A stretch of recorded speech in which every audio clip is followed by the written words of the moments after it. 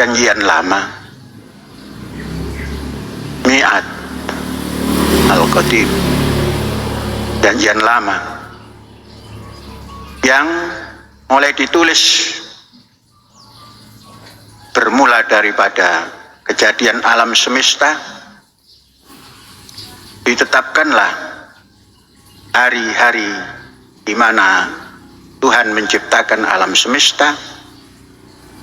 Kemudian ditetapkanlah hari itu dimulai daripada terang dan disudahi daripada gelap.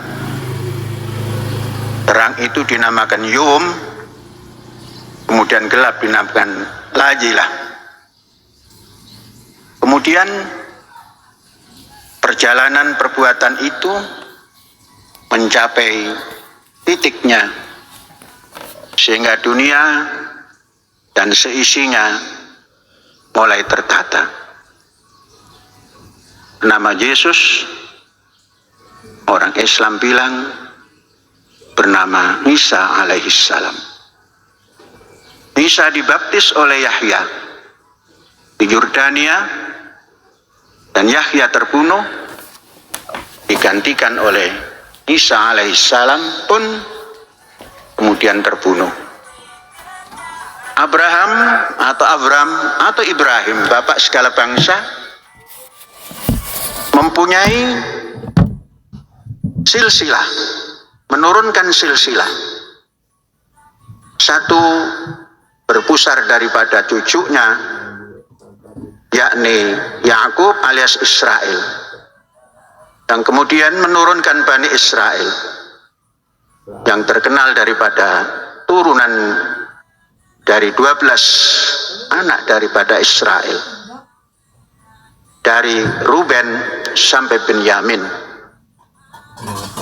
Kemudian kesemuanya itu dinamakan Bani Israel.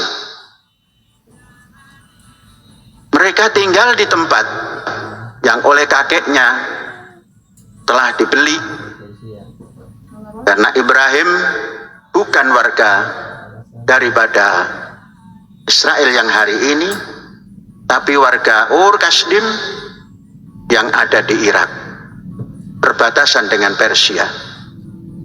Kemudian datang mengelana, memulai hidupnya di umur 70 tahun, dan mendapatkan satu tempat yang namanya Kan'an, dan tempat itulah yang diwariskan kepada anak cucunya, khususnya kepada Israel dan anak cucunya, yang kemudian dari situ pula terjadilah tempat Bani Israel, dan semuanya mengaku itu sebagai tempatnya. Saudara-saudara, Ibrahim alaihissalam yang kemudian daripadanya menurunkan tokoh dunia yang kemudian disebut oleh orang sebagai king, raja, dan oleh umat Islam sebagai nabi, yakni Daud, yang mulai merintis adanya tempat suci yang dinamakan Yerusalem, dan berusaha untuk membawa bangsanya menempati Yerusalem. Diawali daripada anak turun Israel, yakni Yakub, yang semuanya mengalami musim yang tidak mendukung, dan semuanya masuk dari Kan'an ke Mesir, bergabung dengan Fir'aun. Dari sanalah tumbuh beranak pinak sampai garis turunan Lewi mengeluarkan turunan yang namanya Musa alaihissalam. Musa adalah pendekar yang mampu mengangkat anak buahnya umat Ibrani dan seluruh jajarannya diangkat ke Kan'an. Dari situ Musa sebagai hero akan mengantarkannya ke satu tempat yang kemudian dinamakan Yerusalem. Orang Islam mengatakan Bait Al-Muqaddas atau Bait Al-Maqdis, tempat suci. Saudara-saudara, dalam perjalanan menuju Yerusalem, Musa meninggal dunia setelah mendapatkan wahyu Ten Commandment, perintah yang 10, yakni tauhid uluhiyah, kemudian tidak syirik kepadanya, kemudian selalu mengingat dan patuh kepada bapak ibu, dan selalu mengingat hari Sabat di mana orang-orang Ibrani diselamatkan dari perbudakan di Mesir, dan tidak mencuri, dan tidak berjanji bohong, pun tidak bersaksi bohong, kemudian meninggalkan fahisyah. Saudara-saudara, 10 komando inilah atau 10 ajaran inilah yang oleh kita dinamakan Tauratu Musa, hukum-hukum Musa. Musa dengan 10 komando ini, dengan 10 commandment ini, mengarahkan orang-orang Ibrani yang kemudian akan menyusun Yudaisme. Dari sini saudara-saudara sekalian, bahwa Musa, orang hero, pahlawan yang mengentaskan Bani Israel dari perbudakan, diantarkan ke sebuah tempat, namun belum tercapai. Di sanalah pertikaian antar dari Bani Israel saling berebut kuasa. Sampailah datang Daud. Daud tetap memegang Tauratu Musa dengan ditambah Zabur.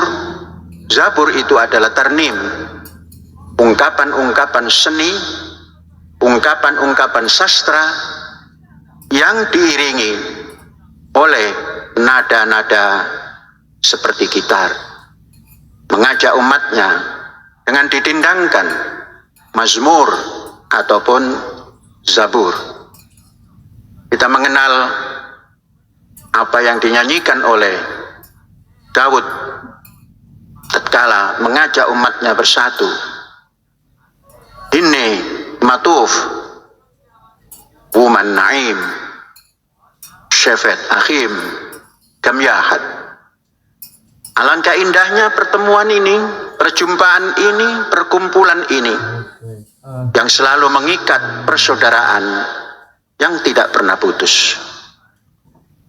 Disinilah Daud alaihissalam, kita mengatakan, dan orang lain mengatakan King Daud, mempersiapkan dengan kedikdayaannya untuk masuk ke Yerusalem. Namun setelah masuk belum mampu untuk mendirikan kuil yang untuk tempat sujud mereka menghadap Ilahi.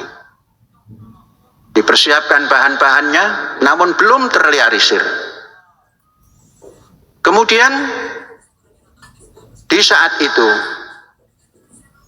setelah Daud alaihissalam wafat, digantikan oleh putra beliau Sulaiman yang memiliki kemampuan diplomasi yang sangat luas, sehingga putra-putra Sulaiman tersebar di mana-mana, bisa menaklukkan Ratu Saba dan menurunkan turunan di Yaman, menurunkan turunan di Ethiopia, di Mesir, di mana-mana, sehingga tersebar turunan Sulaiman alaihissalam. Saudara-saudara, dalam perjalanan ini Bukan berarti Bani Israel tidak menghadapi serangan-serangan. Tapi Bani Israel terus diserang oleh musuh-musuhnya, baik dari kalangan Eropa maupun dari Asia, baik itu Persia maupun Yunani maupun Bizantium, menggiring orang-orang Israel yang selalu dibenci oleh lingkungannya. Saudara-saudara, terjadilah kaum Bani Israel berdiaspora kemana-mana. Tidak ada ladang yang tidak ditempati oleh Bani Israel, termasuk di Indonesia. Hanya kita belum mengenalinya. Tidak ada sungai yang tidak ada orang Bani Israel, sehingga tersebar di mana-mana, bagaikan kupu-kupu maupun hasyarat yang lepas dari tempat tinggalnya. Saudara-saudara sekalian, berjalanlah itu sampai kepada lahirnya Nabi Isa. Lahirnya Nabi Isa dikatakan orang, inilah bintang. Nabi Isa lahir yang ditunggu-tunggu, namun juga terbunuh dalam perjalanan dakwahnya. Konon yang membunuh adalah orang-orang penguasa Yahudi, konon. Saudara sekalian, padahal Nabi Isa itu sendiri adalah orang yang memegang Sefer Musa, yang memegang Taurat Musa, yang memegang Ten Commandment, yang juga menganut ajaran Yudaisme. Itu kalau kita baca sejarah. Saudara sekalian, tersebarlah Bani Israel kemana-mana setelah Nabi Isa wafat. Kemudian itu kita namakan fase pertama, yakni fase Abraham dan Daud sampai Isa alaihissalam. Fase pertama ribuan tahun. Dalam ribuan tahun itu Bani Israel mengalami kekejaman-kekejaman yang diberikan oleh orang-orang atau penguasa-penguasa yang menginvasi negaranya, Kanaan atau Yerusalem. Baru gelombang kedua, gelombang Kristen. Kristen mulai wujud nama Kristen itu baru 300 tahun setelah wafatnya Nabi Isa. Keluarnya juga dari Yunani atau Romawi, dan lambang-lambang salib mulai dikenalkan, sehingga Kristen identik dengan salib. Tatkala masa ujung daripada kenabian Nabi Isa, tidak ada simbol-simbol Kristen seperti itu. Dan sampai dengan 500 tahun lebih, kekuasaan itu tampil dan Kristen mulai masuk ke barat dan tidak ke tempatnya, bukan di tempatnya lagi, meninggalkan tempatnya itu. Saudara-saudara, dalam situasi seperti itu, barat ataupun Rom digulingkan oleh Parsi.